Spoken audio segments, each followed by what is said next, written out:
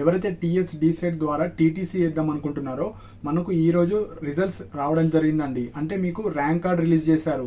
Like ఎన్ని marks వచ్చాయి, మీరు క్వాలిఫై అయ్యారా లేరా, అన్ని డీటెయిల్స్ ఉంటాయి. సో ఫస్ట్ మీరు క్వాలిఫై అయ్యారా లేదో చూసుకోండి.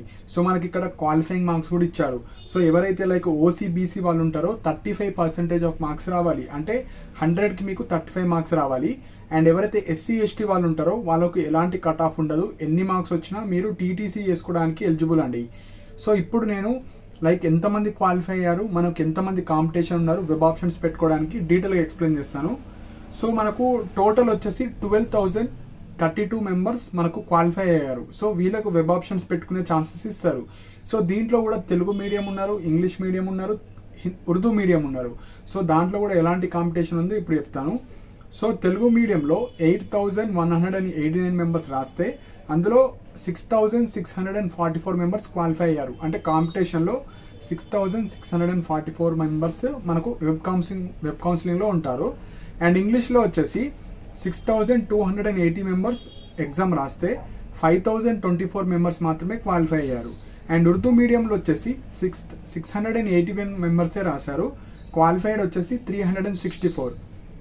సో ఎవరైతే క్వాలిఫై అయ్యారో వాళ్ళకు మాత్రమే వెబ్ ఆప్షన్స్ పెట్టుకునే ఛాన్సెస్ వస్తాయి అండ్ టీటీసీ చేసుకోవచ్చు. And one more important point, so ఎవరైతే క్వాలిఫై అవ్వలేరో అండ్ ఎవరైతే ఎగ్జామ్ రాయలేరో మీరు కూడా టీటీసీ చేసుకోవచ్చు.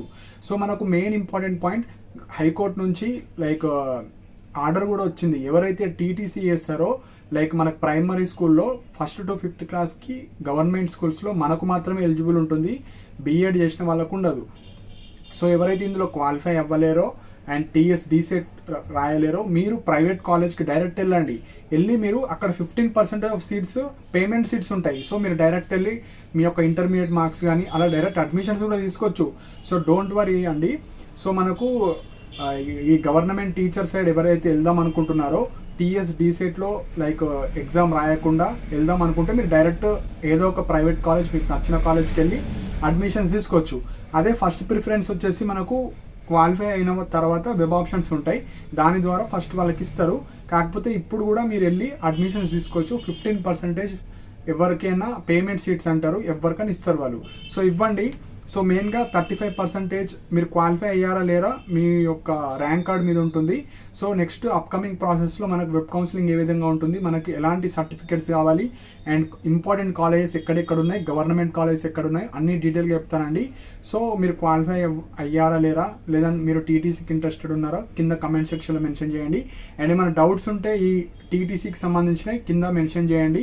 అండ్ ఎవ్రీడే నా టెలిగ్రామ్ ఛానల్లో గవర్నమెంట్ జాబ్ అప్డేట్స్ కానీ, ప్రైవేట్ జాబ్ అప్డేట్స్ కానీ, సో ఇలా స్టూడెంట్కి రిలేట్ అయ్యే అన్ని ఫాస్ట్ అప్డేట్స్ నా టెలిగ్రామ్ ఛానల్లో ప్రొవైడ్ చేయడం జరుగుతుంది.